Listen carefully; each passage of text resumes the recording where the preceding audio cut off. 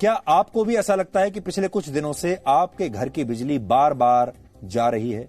अगर आपका जवाब हां है तो ये सिर्फ आपके साथ नहीं हो रहा, बल्कि भारत के 135 करोड़ लोग आने वाले कुछ दिनों में इसी तरह अंधेरे में रहने पर मजबूर हो सकते हैं और उनके घर में भी बार बार बिजली जा सकती है। आपने भी नोट किया होगा, आप चाहे देश के किसी भी शहर में, गांव में, कस्बे में रहते होंगे, आजकल बिजली बहुत जा रही है क्योंकि भारत के पास सिर्फ 2 से 5 दिनों तक का ही कोयला बचा है बिजली बनाने के लिए। भारत में आज भी 70% बिजली का उत्पादन कोयले से होता है, लेकिन कोयले की डिमांड ज्यादा है और अभी इसकी सप्लाई कम हो गई है। इसलिए हो सकता है कि आपको आने वाले कई दिन बिना बिजली के ऐसे ही बिताने पड़े। लोड शेडिंग आपके घर में भी, आपके इलाके में भी होती रहे। इस हफ्ते की शुरुआत फेसबुक, व्हाट्सएप के ब्लैकआउट के साथ हुई थी। 6 घंटे तक दुनिया के 300 करोड़ लोग इन सोशल मीडिया प्लेटफॉर्म्स का इस्तेमाल नहीं कर पाए थे। लेकिन सोचिए, अगर आने वाले दिनों में पूरी दुनिया पावर ब्लैकआउट में चली गई, यानी पूरी दुनिया में बिजली उत्पादन ठप हो गया, तो फिर क्या होगा? बिजली के संकट की शुरुआत चीन से हुई थी, फिर यूरोप और दक्षिण अमेरिका के कई देश इसका शिकार हुए और अब इस संकट ने भारत को भी अपना शिकार बना लिया है। इसलिए मामला गंभीर है। आप ध्यान से सुनिएगा क्योंकि यह त्योहार का मौसम है। आपको इस समय अपना जगमग घर चाहिए, लेकिन हो सकता है कि अब आने वाले दिनों में बिजली की कमी पड़ जाए। भारत के कई बड़े पावर प्लांट्स में कोयले की भारी कमी हो गई है और इन पावर प्लांट्स में ही बिजली का उत्पादन आपके लिए होता है और फिर यहां से बिजली की सप्लाई आपके और हमारे घरों में, दफ्तरों में और फैक्ट्रियों तक होती है। भारत में 135 पावर प्लांट्स ऐसे हैं जो कोयले से चलते हैं। इनमें से 107 पावर प्लांट्स ऐसे हैं जिनके पास अगले 5 दिनों या उससे भी कम दिनों का कोयला बचा है। 28 पावर प्लांट्स ऐसे हैं जिनका कोयला अगले 2 दिनों में ही समाप्त हो सकता है। ये इस बुधवार तक के आंकड़े हैं जो हमें भारत की बिजली मंत्रालय के वेबसाइट से मिले हैं। शायद यही वजह है कि आपके घर और दफ्तर की बिजली आजकल बार बार जा रही है। फिलहाल सबसे खराब स्थिति उत्तर प्रदेश, जम्मू कश्मीर और लद्दाख की है। भारत के बिजली मंत्रालय ने भी साफ किया है कि यह संकट अगले 5 से 6 महीनों तक बना रहेगा, इसलिए लोगों को अभी से मानसिक रूप से तैयार रहना चाहिए। अब क्योंकि भारत में 70% बिजली का उत्पादन आज भी कोयले से होता है और कोयले की डिमांड ज्यादा हो गई है और सप्लाई बहुत कम। भारत की अर्थव्यवस्था कोविड से हुए नुकसान से तेजी से उभर रही है और मैन्युफैक्चरिंग जैसे सेक्टर्स में पहले के मुकाबले अब ज्यादा बिजली इस्तेमाल हो रही है क्योंकि मैन्युफैक्चरिंग बढ़ रही है, फैक्ट्रियों का उत्पादन बढ़ रहा है। बीच में सब रुक गया था, लेकिन जो पहिया अब रुक गया था अब वो तेजी से घूम रहा है। यहां तक कि बिजली की मांग कोविड के पहले वाले दौर से भी आज के दौर में ज्यादा हो गई है।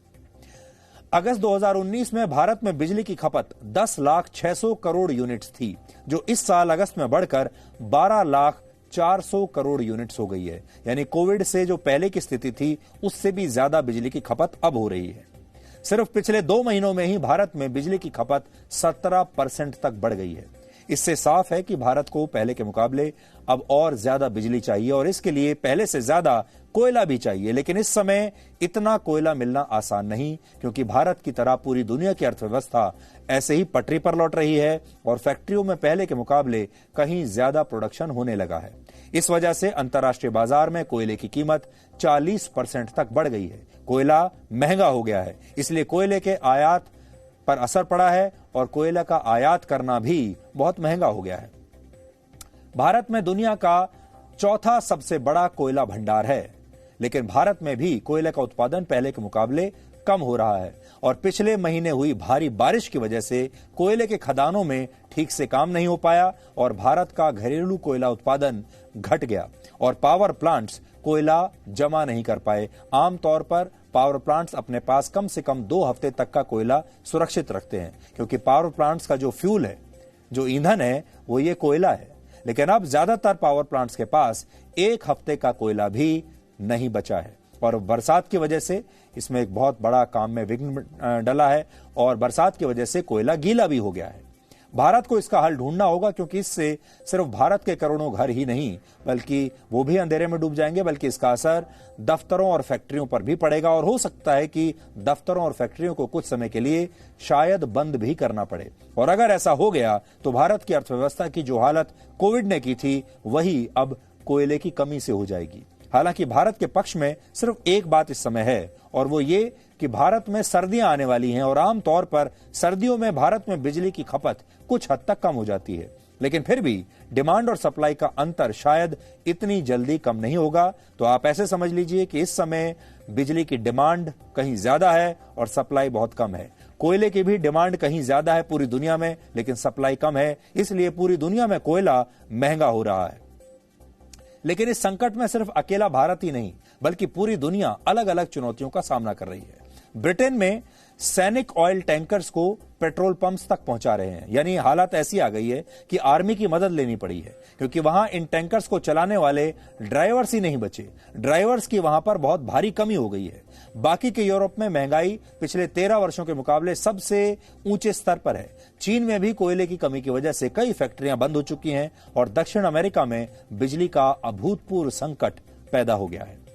अब आप सोच रहे होंगे कि ऐसा क्या हो गया अचानक कि ये सभी देश बिजली संकट से संघर्ष कर रहे हैं। इसके लिए कोरोना के बाद तेजी से सुधरती अर्थव्यवस्था सबसे बड़ी जिम्मेदार है।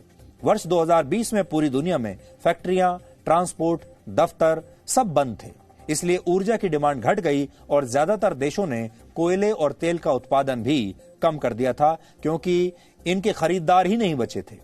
आपको याद होगा तब तेल भी सस्ता होने लगा था, लेकिन फिर वैक्सीन उपलब्ध हो जाने के बाद आर्थिक गतिविधियां अब फिर से शुरू हो गई और ऊर्जा की डिमांड तेजी से बढ़ने लगी, लेकिन इसकी सप्लाई उतनी तेजी से बढ़ी नहीं।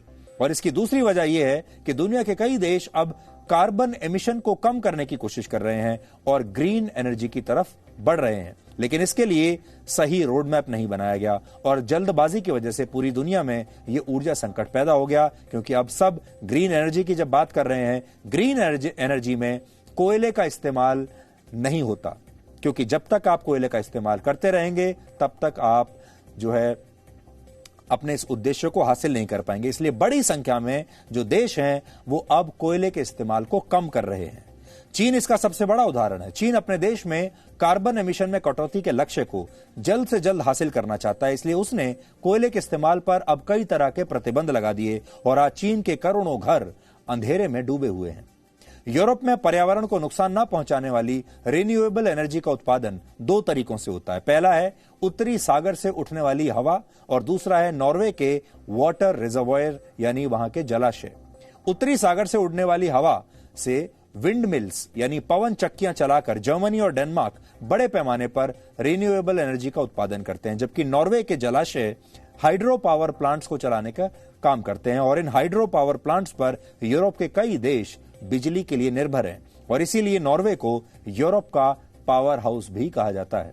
लेकिन जलवायु परिवर्तन की वजह से अब उत्तरी सागर से उठने वाली हवा बंद हो गई है और नॉर्वे के बड़े बड़े जलाशय भी सूखने लगे हैं, इसलिए यूरोप में भी बिजली का भारी संकट है।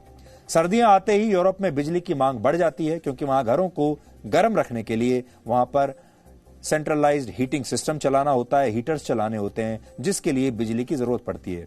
हमारे यहां तो सर्दियों के दिनों में मौसम में बिजली की खपत कम हो जाती है, क्योंकि हमारे यहां एयर कंडीशनर्स बंद हो जाते हैं। लेकिन यूरोप में इसका उल्टा है, जो ठंडे देश हैं। अब परेशानी यह है कि अगर यूरोप चाहे भी तो वो कोयले से बनने वाली ऊर्जा को वापस अपना नहीं सकता। एक बार कोयले को टाटा बाय बाय कह दिया तो वापस कोयले के पास कैसे जाएं, क्योंकि यूरोप के पास पर्याप्त कोयला भंडार है ही नहीं। रशिया यूरोप का सबसे बड़ा एनर्जी सप्लायर है, लेकिन रशिया ने यह साफ कह दिया है कि यूरोप ने ग्रीन एनर्जी अपनाने में बहुत जल्दबाजी की और इसलिए अब वो यूरोप को एनर्जी की सप्लाई भी नहीं करेगा। Тронутой природы. Внедрять никто серьезно к этому не относится. Кто-то спекулирует на проблемах климатических изменений, кто-то недооценивает чего-то, кто-то начинает сокращать инвестиции в добывающие отрасли. तो पूरी दुनिया कोयले को टाटा बाय बाय कहने की जल्दबाजी में थी और उन्होंने ऐसा कर भी दिया, खासतौर पर यूरोपीय देश, और अब वो पछता रहे हैं, क्योंकि जो उन्होंने सोचा था स्थिति वैसी हुई नहीं। बिजली का ऐसा ही संकट दक्षिण अमेरिका के देशों में भी है। वहां 60% बिजली की सप्लाई हाइड्रो पावर प्लांट्स के जरिए होती है, जिनमें बड़े बड़े डैम से निकलने वाले पानी का इस्तेमाल होता है। लेकिन वहां कई देशों में इस साल सूखा पड़ा और ये डैम्स सूख गए। अब डैम्स तो सूख गए तो फिर एनर्जी कैसे बचे? कैसे बने, और कोयला उनके पास है नहीं। पराना दक्षिण अमेरिका की दूसरी सबसे बड़ी नदी है, लेकिन इस नदी का जलस्तर पिछले 77 वर्षों के मुकाबले इस समय सबसे कम है, और इस सूखे की वजह से दक्षिण अमेरिका के सबसे बड़े देश ब्राजील में भी बिजली का जबरदस्त संकट पैदा हो गया है। कुल मिलाकर पूरी दुनिया कोयले और तेल की कमी, महंगाई और आर्थिक गतिविधियों में रुकावट का इस समय सामना कर रही है। यूरोप में नेचुरल गैस की कीमतें 400% तक बढ़ चुकी हैं। पूरी दुनिया में तेल की कीमतें पिछले 3 वर्षों के मुकाबले इस समय सबसे ज्यादा हैं, और यही वजह है कि भारत के कई राज्यों में अब 1 लीटर पेट्रोल की कीमत 100 रुपए के पार जा चुकी है। इसका असर हर देश के आम आदमी पर पड़ता है। पेट्रोल डीजल महंगा होता है तो खाने पीने के सामान की कीमतें बढ़ जाती हैं, ट्रांसपोर्टेशन क्योंकि महंगा हो जाता है, बिजली की सप्लाई कम होती है, और फैक्ट्रियों में काम रुक जाता है। फैक्ट्रियों में काम रुकता है तो लोगों की नौकरियां चली जाती हैं, नौकरियां जाती हैं तो लोगों की खरीदारी करने की क्षमता कम हो जाती है, और ऐसा होता है तो फिर अर्थव्यवस्था को भारी नुकसान होता है और आपका जीडीपी ग्रोथ रेट गिर जाता है।